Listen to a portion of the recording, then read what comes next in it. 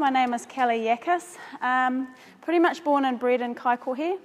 When we thought about what we were going to do, we actually asked our parents in Kaikohe what they wanted for their 5-year-old children, what they needed as parents in whānau, and there were a couple of really key things that came out of that kōrero.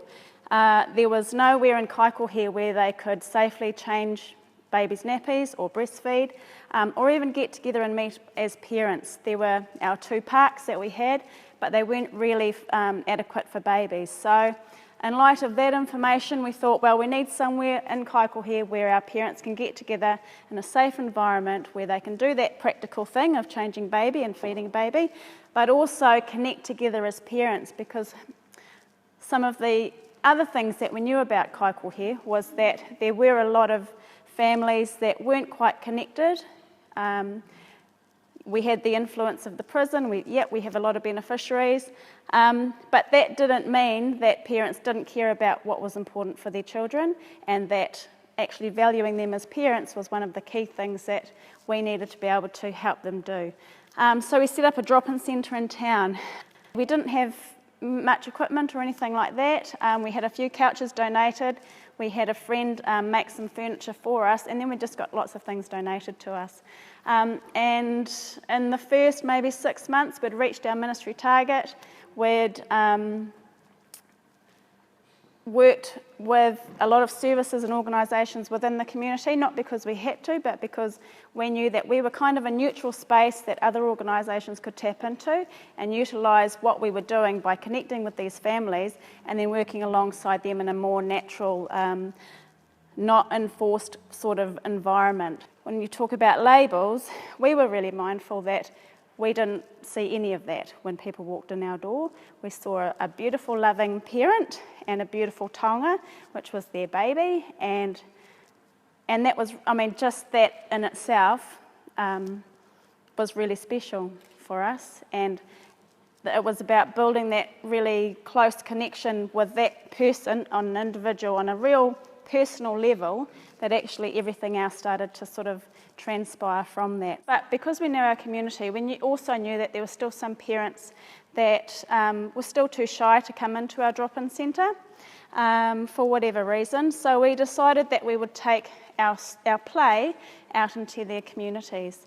So what we did is we bought some equipment, some gazebos. Actually, we borrowed those. That's the first lot of equipment we had to borrow.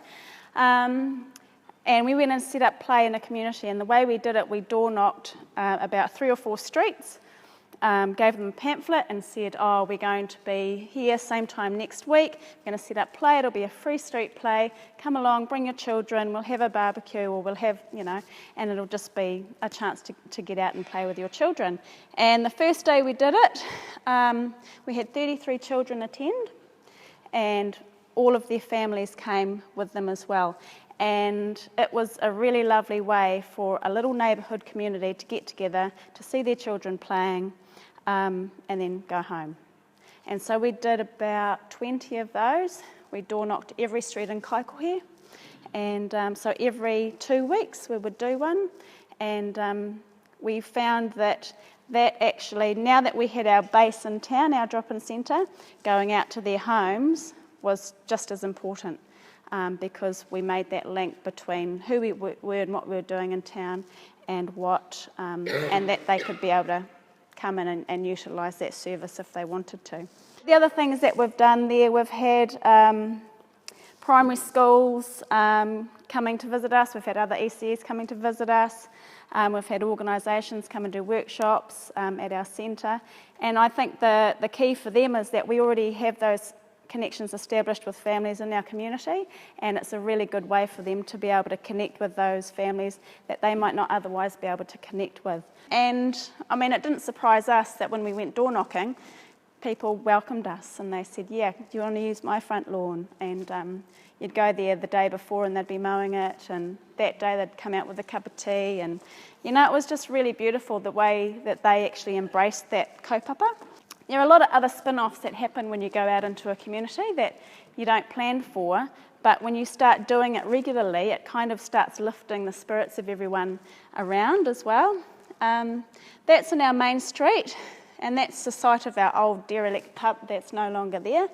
But that was a really awesome day as well, because it was on the main street of town, you know, and everyone could see what we were doing driving up and down the main street. And it's, I mean, I look back at these photos, these are a couple of years old now, and I just think how easy that is to do. You know, for me, that's easy, you just got to do it. And I think one of the key things that drove our success is that we just had this, I don't know, this unrelenting desire to just get out and do it. Don't worry about the barriers. Don't worry about, you know, what people might say. Yeah, there's some amazing people doing some amazing things in Kaikohe, like, yeah, you wouldn't believe, actually, you know. And I don't think when people do these things that they're thinking about the deprivation or the poverty and that sort of thing. They're doing it because they want to sort of connect people and bring people together and think about the positive things that we can do in our community. So we're now at the Plunket Rooms. Our drop-in centre moved from in town. We're at the Plunket Rooms in Mangakahia Road. And again, this is run pretty much on a voluntary basis. We had help from Bunnings to put all of these gardens in. And so it's not just about play and early learning, it's about sustainable sort of healthy lifestyles as well. I just thought I'd show you what we've done in Kaikohe as our response to a central government problem, I suppose. And we never, I guess, when we looked at the issue of low early childhood participation rates, we actually looked at what it was that our community needed long term, and that was about connecting and our people that were already here, those are the ones that we invest in, and actually valuing every single person that walked through our door. It didn't matter what label they may have had or who they were, the fact that they were here and willing to be a part of something in the community is huge. And yeah, I really love the work that we do in Kaikohe, and yeah, I don't have any solutions, but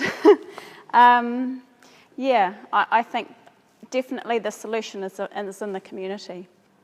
Thank you.